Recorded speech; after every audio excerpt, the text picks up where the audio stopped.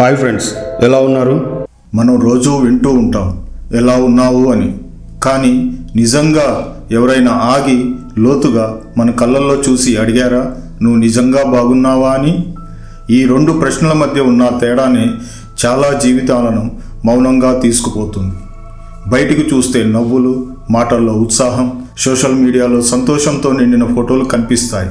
కానీ లోపల మాత్రం నిద్రలేని రాత్రులు, ఎవరికీ చెప్పలేని ఆలోచనలు, కారణం లేకుండా భారంగా అనిపించే మనసు ఉంటాయి. మనలో చాలామంది బాగున్నాను అని చెప్పడం ఒక అలవాటుగా మార్చుకున్నాం. ఎందుకంటే నిజం చెప్తే ఎవరు వినరేమో, అర్థం చేసుకోరేమన్న భయం మనల్ని నిశ్శబ్దంగా ఉంచుతుంది. చిన్నప్పటి నుంచే మనకు ఒకటి నేర్పారు, బలంగా ఉండు, ఏడవకు, తట్టుకో, ముందుకు పో అని. కానీ మనకి ఎవరూ చెప్పలేదు బలంగా ఉండడానికి ముందు బలహీనంగా ఉండే హక్కు కూడా నీకు ఉందని. ఏడవటం ఓటమి కాదు, అలసిపోవడం తప్పు కాదు. ఒక్కోసారి నిశ్శబ్దంగా ఉండాలనిపించడం కూడా సహజమే.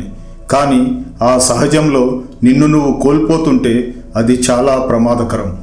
మన చుట్టూ ఉన్నవాళ్ళు మన ఫలితాలనే చూస్తారు, నీ చదువు, నీ ఉద్యోగం, నీ జీతం, నీ స్థాయి.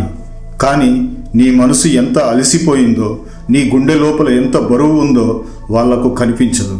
ఇదే కారణంగా చాలామంది నవ్వుతూనే కుమిలిపోతున్నారు. బయట అందరికీ సక్సెస్ఫుల్గా కనిపించే వాళ్ళే లోపల ఎక్కువగా పోరాడుతుంటారు. ఎవరు అడగరు కాబట్టి వాళ్ళు కూడా చెప్పరు. ఇది ఒక నిశ్శబ్దపు ఒప్పందంలా మారిపోయింది. ఒక్కసారి నిజంగా ఆలోచించు, నువ్వు చివరిసారిగా నాకు బాగోలేదు అని నిజంగా ఎవరితో అన్నావని? లేక ప్రతిసారి నవ్వుతో మాట మార్చేసి లోపలున్న బాధను దాచేసావా? ఈ వీడియో నిన్ను బాధ పెట్టడానికి కాదు, నిన్ను ఒక క్షణం ఆపడానికి. రోజు పరిగెత్తే జీవితంలో ఒక్కసారి ఆగి నిన్ను నువ్వే అడగటానికి, నేను నిజంగా బాగున్నానా అని. బాగోలేకపోతే అది తప్పు కాదు, నువ్వు మనిషివి, నీకు భావాలున్నాయి. అవి చిన్నవేమీ కావు, అణిచిపెట్టేంత తేలికైనవి ఏమీ కావు. అవి వినిపించాల్సినవే, గౌరవించాల్సినవే. ఈరోజు నువ్వు ఒక చిన్న పని చెయ్యి. నీ దగ్గర ఉన్న ఒక్కరినైనా నువ్వు నిజంగా అడుగు, నువ్వు నిజంగా బాగున్నావా అని. సమాధానం కోసం తొందరపడకు, వెంటనే సలహాలు ఇవ్వకు, కేవలం విను.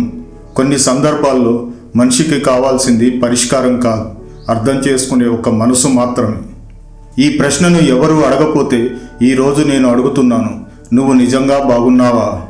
ఈ మాటలు నీ మనసును తాకితే లైక్ చేయడం కన్నా ఇది అవసరమైన ఒకరికి షేర్ చేయి. ఎందుకంటే నిశ్శబ్దంగా బాధపడే వాళ్ళు మన చుట్టూనే ఉన్నారు. మాట్లాడడం బలహీనత కాదు, వినడం గొప్పతనం. ఒంటరిగా బతకడం కాదు, నిన్ను నువ్వు ప్రేమిస్తూ బతుకు. నీకు డబ్బు లేకపోవచ్చు, హోదా లేకపోవచ్చు, సమాజం దృష్టిలో నువ్వు ఒక ఫెయిల్యూర్ కావచ్చు. కానీ నీ హృదయం అనే సామ్రాజ్యంలో నువ్వే రాజువి. అన్నీ నీకు నచ్చినట్లు చెయ్యి. రాజు ఎవరికి తల వంచడు, చివరికి తన సామ్రాజ్యం కోల్పోయినా. అలాగే నీవు ఎవరికి తల వంచకు. నిన్ను నీ వాళ్ళు అర్థం చేసుకోలేకపోవచ్చు, అంతటా వ్యతిరేకత రావచ్చు.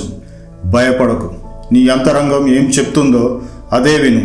ఏదో ఒక రోజు నువ్వు అనుకున్నది సాధిస్తావు, నిన్ను నువ్వు కోల్పోకుండా. మరొక ఎపిసోడ్లో మరొక మంచి విషయంతో కలుద్దాం. మీ చుట్టూ ఉన్నవారు ఎవరికైనా ఈ వీడియో ఉపయోగపడుతుంది అంటే షేర్ చేయండి, సబ్స్క్రైబ్ చేయండి, లైక్ చేయండి. జై హింద్.